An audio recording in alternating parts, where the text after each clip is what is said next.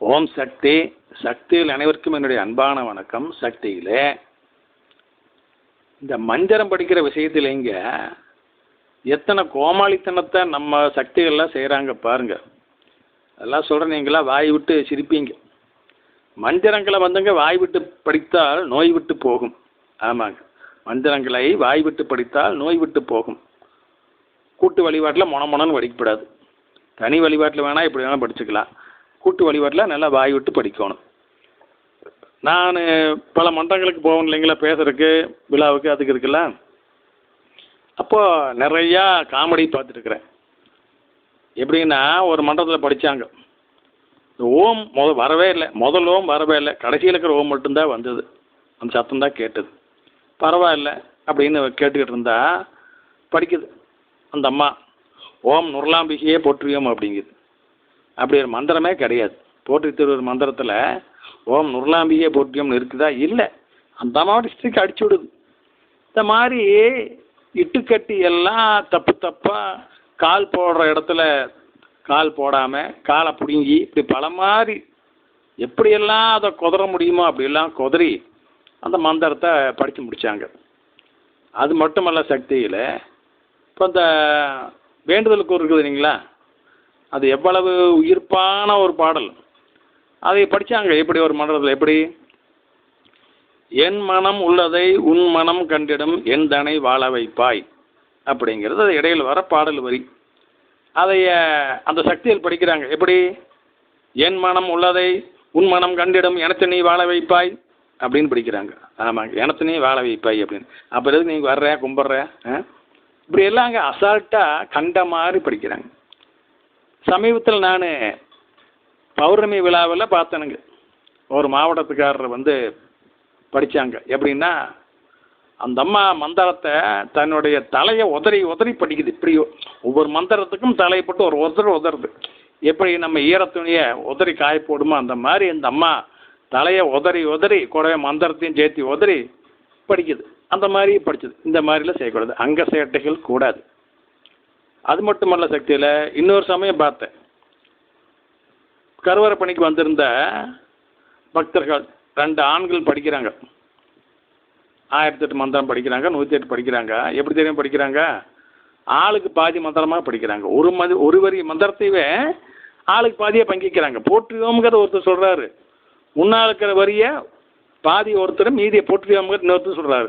உதாரணத்துக்கு ஓம் ஓம் சக்தியே அப்படின்னு முதலாம் அவர் சொன்னால், 2வது ஆள் வந்து போற்றியோம்.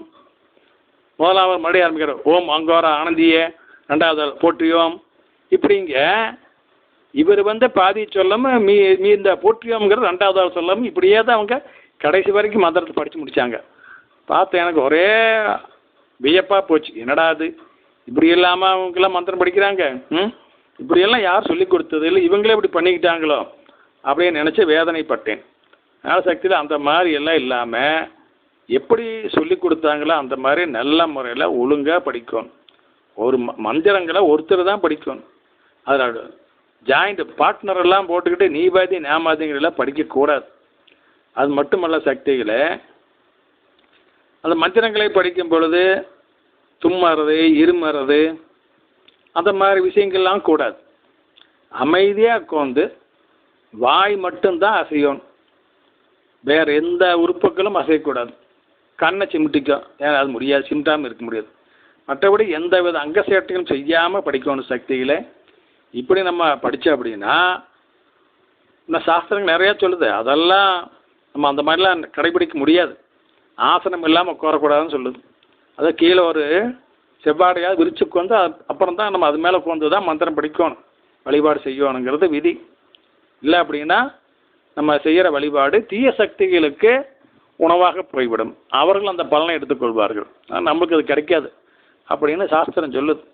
அதனால் நம்ம இந்த எல்லாம் நல்ல பழக்கங்களை எடுத்துக்கிட்டு இந்த கெட்ட பழக்கங்களை விட்டுருவோம். சக்தியில் ஓம் சக்தி. ஓம் சக்தி. சக்தியில் அனைவருக்கும் என்னுடைய அன்பான வணக்கம். சக்தியில் இந்த மந்திரம் படிக்கும் பொழுது சக்தியில் பார்ட்னர்ஷிப் போட்டுக்கிட்டு 2 பேர் மந்திரத்தை வெட்டி படித்தாங்கன்னு சொன்னோம் இல்லைங்களா, அதை பார்க்கும் பொழுது பள்ளிக்கூடத்தில் படிச்சுட்டு இருக்கிறப்போ ஒரு நிகழ்ச்சி நடந்தது ஞாபகப்படுத்த வருதுங்க. எப்படின்னாங்க, எங்கள் ஆசிரியர் தான் சொல்லி கொடுத்தாரு அதை. ஒரு தெருக்கூத்து நடந்தது. அந்த தெருக்கூத்தில் மகாபாரத கதையை சொல்லிட்டு வர்றாங்க. பீமனுடைய கதாபாத்திரத்தை சொல்கிறாங்க. பீமன் மரத்தை பிடுங்கி ஒரு அரக்கனை அடித்தார் அப்படிங்கிறது அந்த காட்சியினுடைய விளக்கம். இவங்க தெருக்கூத்தில் பாடலாத்தானே பாடிட்டு வருவாங்க. அந்த வகையில் இங்கே 2 பேர் சேர்ந்து அதை அந்த காட்சியை செய்கிறாங்க. ரெண்டு நடிகர்கள். முதலாம் அவர் என்ன பாடணும் அப்படின்னா, பீமன் மரத்தைன்னு பாடணும். 2ஆம் அவர் என்ன பாடுவார், பிடிங்கினாரேன்னு பாடிட்டு வருவாங்க. 2 பேர் உணர்த்தா வருவாங்க. ஆனால் அந்த ஒத்திகையெல்லாம் முடிஞ்சு அங்கே அரங்கேற்றம் நடக்கும் பொழுது, தெருக்கூத்து நடந்து கொண்டு இருக்கும் பொழுது, இந்த முதலாவது நடிகர் என்ன பண்ணாருங்கன்னா, ராகத்துக்காக கொஞ்சம் சேர்த்தி பாடிட்டார். எப்படி? பீமன் மரத்தை அப்படிங்கிற பல அவர் பீமன் மரத்தை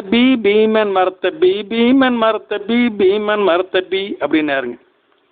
அந்த பி இவர் சேர்த்திக்கிட்டார். 2ஆவது என்ன பண்ணுவார், டிங்கினாரே அப்படின்னாரு. எப்படி பார்த்தீங்களா? நல்ல ஒரு இந்த போர்க்காட்சி ரொம்ப காமெடியாக போச்சு. இப்படி பண்ணிட்டாங்க இந்த நடிகர்கள். அந்த மாதிரி நம்ம சக்தியை 2 பேருங்க இப்படி மந்திரத்தை கூட்டாளி போட்டு குதறி எறிஞ்சதை கண்ணார பார்த்து எனக்கு இதுதான் ஞாபகம் சக்தியில் ஓம் சக்தி.